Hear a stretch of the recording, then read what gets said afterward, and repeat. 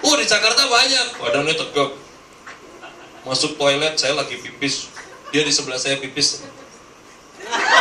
Saya bilang, nah ini minta ditengking. Ngawur ya. Saya ini orang yang cukup menikmati hidup di zaman Orde Baru. Ya. Bicara rasa aman itu di zaman Orde Baru itu sangat kental. Ya. Kalau kita dekat dengan ring 1 di Indonesia aman. Kalau punya backingnya jenderal aman. Ya. Mungkin beberapa yang baru ketemu kita malam ini, saya Pastor George Berry. Ya. Asli Batak. Tulen. Istri saya Ambon. Putih. Banyak mandi. Ada di Pekalongan lihat Ambon hitam-hitam, ini putih. Punya anak 4, paling besar umur 26, paling kecil baru lulus SMA mau high school tahun ini. Ya, apa? Kuliah. Mau kuliah? Oh ya mau kuliah, baru lulus high school, ya kan? Ya, mau kuliah, nah iya betul. Ada lagi, diralat terus saya bingung lah. Ya. Nah, saya ini nggak punya cita-cita lah jadi pendeta. Dari dulu minatnya jadi penjahat. Loh karena main di sekolah itu kan, kalau dulu kan ada main kejar-kejaran polisi penjahat gitu kan. Jadi polisi selalu kalah larinya itu. Jadi penjahat itu kan yang dikejar gitu kan. Nah, dikejar tuh lebih keren gitu. Wah, lebih kencang larinya. Jadi lebih senang jadi penjahat. Ya. Sampai akhirnya sukses jadi penjahat di Orde Baru. Ya. Bicara soal aman. Dulu yang saya tahu adalah kalau backingnya cukup aman. Pistolnya banyak itu aman. Ya. Punya jaringannya bagus itu aman. Pak, kalau mau bicara soal aman, dunia ini gak ada yang aman. Anda mau investasi apa juga gak ada yang aman. Orang bilang zaman dulu investasi paling aman itu adalah tanah.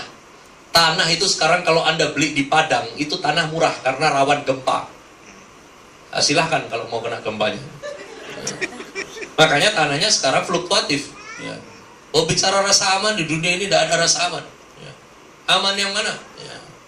Oh banyak olahraga, sehat, aman, umur panjang. Belum tentu. Pemain bola muda mati di lapangan. Ya. Sementara ada yang nyebelin nenek-nenek nggak mati-mati, ada. Ya. Ini kok nggak mati-mati gitu kan ya. Ya. Baru orang bilang, oh ada ayatnya itu. Ya, memang orang jahat matinya susah. Ah itu ada, buka cari di Mazmur 800 ayat 37. Oh bicara aman, aman mau yang mana? Bisnis itu jangan melo-melo. Dagang ini Pekalongan, semua dagang itu. Indonesia kan suka nunut gitu loh. Zamannya pisang molen dulu. Saya masih ingat tahun 90-an tuh. Kabeh molen, ya kan? Ya, molen batu ya di molen, apa ya di molen. Semua molen, ya. Sekarang apa nih? Batu ake kabeh ake, ya kan? Saya kemarin dari Ambon bawa bongkah 20 kilo. Wah. Gara-gara ikutin tren. Ya, batu katanya bagus di Ambon diinjek-injek juga, ya. Mau bicara aman, aduh. Anda punya rezeki lebih, puji Tuhan, ikut asuransi, enggak apa-apa. Tapi denger ya, saya kan nakut-nakutin. Gak ada asuransi, gak bisa bangkrut. Bisa bangkrut. Ada bank hebat di Amerika namanya Lehman Brothers Investment. Umur hampir 300 tahun bangkrut. Itu yang bikin Amerika kolaps kemarin.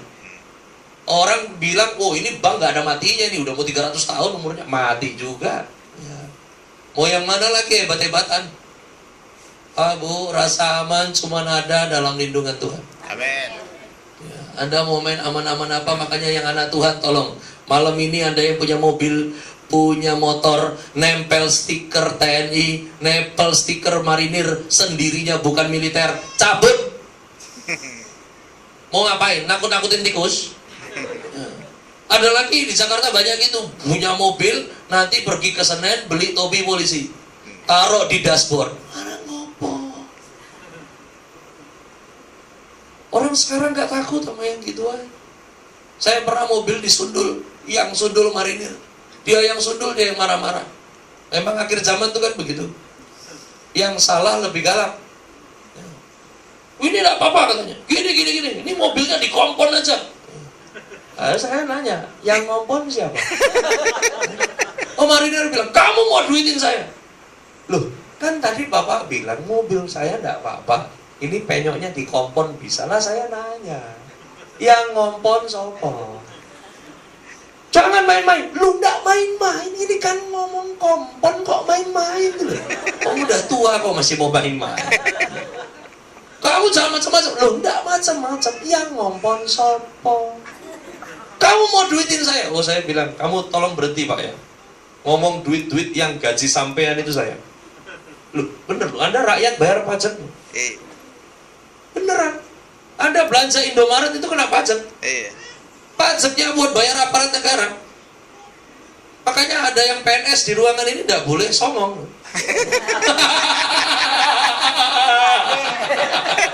Itu kita rakyat sih bayarin, gitu. Ini saya bilang nih kok kentir ini gayanya apa? Gara-gara kompon we kok. Ampun deh. Anda mau punya tabungan berapa juga, mau bilang itu aman? No way. Inflasi bisa terjadi sewaktu-waktu. Anda tiba-tiba dari sehat, besoknya mengong, nggak bisa buang kumur, itu ngeri. Ya. Mau lihat mujizat? Amin. Mau lihat mujizat? Amin. Jangan ngandelin manusia lagi deh. Anda mungkin punya kakak, punya adik kaya, punya paman kaya. Ah, nggak apa-apa, udah pokoknya nggak usah takut, nanti bisa ngutang. Emang masih hidup dia besok? Yang bagus ya habis kamu ngutang dia mati, itu selesai emang urusannya. Yang repot mau ngutang wis mati kan gitu. Masih mau ngandelin manusia, firman bilang datengin kutub. Rasa aman cuma ada dalam lindungan Tuhan. Kalau mau ngalamin lindungan Tuhan mesti bayar. Harganya apa? Hidup dalam ketaatan. Kalau mau puas, dengerin Tuhan lebih banyak. Kalau mau ngalamin rasa aman, lakukan yang Tuhan ngomong. Lihat deh, ada perlindungan, ada proteksi. Mungkin keserempet-serempet dikit, tapi tetap selamat. Ya. Perlindungan Tuhan nyata buat orang yang mau lakukan apa yang Tuhan ngomong. Yang terakhir firman bilang begini di Matius 4 ayat 10.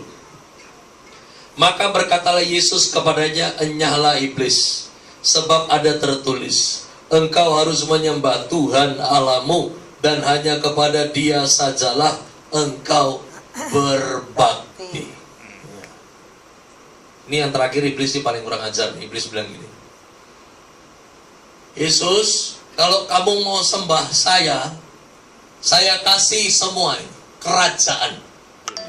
Orang kalau udah dapat kerajaan kan dapat kuasa, dapat hartanya juga. Kalau kamu mau sembah saya kasih kerajaan.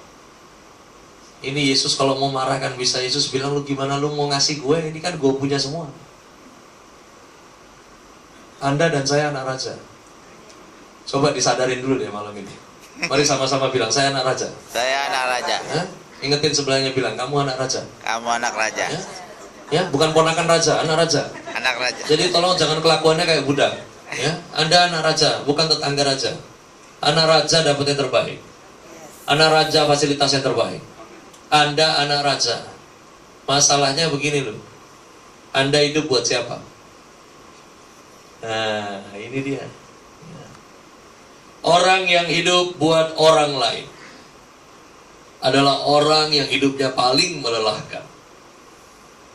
Karena dia melakukan semuanya untuk orang lain. Orang yang hidupnya buat diri sendiri akan menjadi orang yang kesepian. Banyak loh orang yang hidup buat dirinya sendiri tapi ngaku buat orang lain. Selain Pak Utapea, siapa lagi orang Batak di sini? Selain saya dan Pak Utapea. Saya Tobing, Pak. Orang bilang tolol bingung. Tapi dalam Kristus sudah dipulihkan. Orang Batak itu punya paham mengenai anak. Itu sampai ada lagunya tuh. Victor Huta Barat bikin. Orang Batak itu punya slogan filosofi mengatakan anak kokido hamuraun diau. Hasangapon, hagabeon, apalagi Pak? Masih ingat? Hamuraun, hasangapon, hagabeon. Ya. Lagunya ada tuh. Ya. Nanti ya sambil makan roti bakar kita dengerin. Ya. Di lirik lagunya bilang, dak pulau dan mardap tangan, dang mar berlian, dang marsedan. Yang penting anak koki sikola na tinggi. Jadi orang Batak tuh begini, gak apa-apa saya ini miskin, gak apa-apa saya gak punya berlian. Itu kayaknya gak masuk konteks saya karena saya pakai berlian. Gak apa-apa gak punya mobil sedan, yang penting anak sekolah setinggi-tingginya. Itu filosofinya, sepertinya baik. Betul gak? Berkorban apa saja untuk anak yang penting sekolah tinggi-tinggi. Sepertinya ini pengorbanan, tapi sebetulnya ini buat dirinya sendiri. Kau tahu buat apa itu? Ketika anaknya selesai jadi sarjana, jadi dokter, inilah modal bapaknya untuk pamer. Kau tahu anakku udah jadi dokter itu, katanya. Jadi sekarang dipertanyakan, itu sebetulnya sekolahin buat siapa itu? Loh iya. Saya ini mungkin pendeta nyeleneh karena anak saya nggak ada satupun yang S1. Jadi semua kuliahnya saya haruskan D3. Karena di Indonesia menggaji S1 itu stres. Yang lebih konyol lagi, banyak perusahaan itu sekarang kalau mau masukin fresh graduate, pertanyaannya begini, pengalaman kerja berapa tahun? Ini mana ada? Oh, orang baru lulus. Pengalaman kerja berapa tahun? Nggak ada, adanya pengalaman kuliah 4 tahun, nah kan begitu ya. Saya bilang anak-anak, ambil aja D3, ilmu yang kamu suka dengan pekerjaanmu, kamu masuk kerja, pasti nggak ada yang nganggep, gajinya juga pasti murah. Tapi tunjukin aja kamu kerja bener 3 bulan, pasti pusing tuh nanti mau bayar yang tinggi. Oh bener, sampai hari ini terbukti, nggak perlu 6 bulan, 3 bulan mereka punya gaji naik semua. Sekarang mereka ada di posisi-posisi terbaik, lebih baik daripada strata title mereka. Saya bilang, banyak pengusaha bilang, "Iya, anak kenapa di situ? Kuliahin di sana lah, kita bisa bantu." Saya bilang, "Terus mau ngutang gitu buat sekolah, mau gaya-gaya, pulang tahu tempe. Lebih baik kuliah biasa-biasa saja, pulang kau dapat daging enak. Mending bisa steak." Pikir tahu tempe tiap hari itu sehat? Lama-lama asam urat. Prihatin kok, konyol. Apalagi jangan hidup buat anakmu, apalagi yang orang tua. Wah, di Jakarta saya sering lihat lah, pemanfaatan orang tua menjadi babysitter gratis. Itu banyak ya, banyak. Yang konyolnya, si orang tua ini juga gayung bersambut. Saya udah pesen dengan anak-anak, nanti kalau kalian punya anak, ada keperluan mau titip di papa boleh, dengan catatan berikut dengan babysitter. Karena kami tidak mau jadi babysitternya ya, jadi ya silakan taruh ya. Tapi ya harus ada yang ngasuh ya. Jangan aji mumpung. Ini kan kadang nih yang tua-tua nih, kalau orang Batak bilang nungama tua kebeloan ya.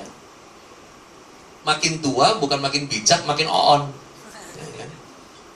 Kita yang orang tua bakal punya cucu, udah punya cucu, harus tahu diri. Tahu dirinya apa? Kakek nenek kepada cucu itu gak punya batasan, makanya itu berbahaya. Kita gak punya strik larangan, saking sayangnya. Karena itu harus ada batas. Gak bisa ini cucu hidup sama orang, sama kakek nenek kerusak ya. Sobat biasanya begitu, oh saya hidup buat ini ya. Hidup buat anak ya. Yang lebih konyol lagi, anak udah tua-tua masih digelodotin terus ya. Akhirnya apa? Sampai tua bangkai yang nggak mandiri terus ya.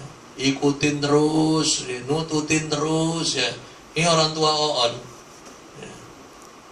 Orang tua cerdas itu loh, makin tua banyak turnya. Tanya Bu Rubi nih, makin tua lu ke Amerika, itu kan, ke Eropa, itu, iya makin tua terus.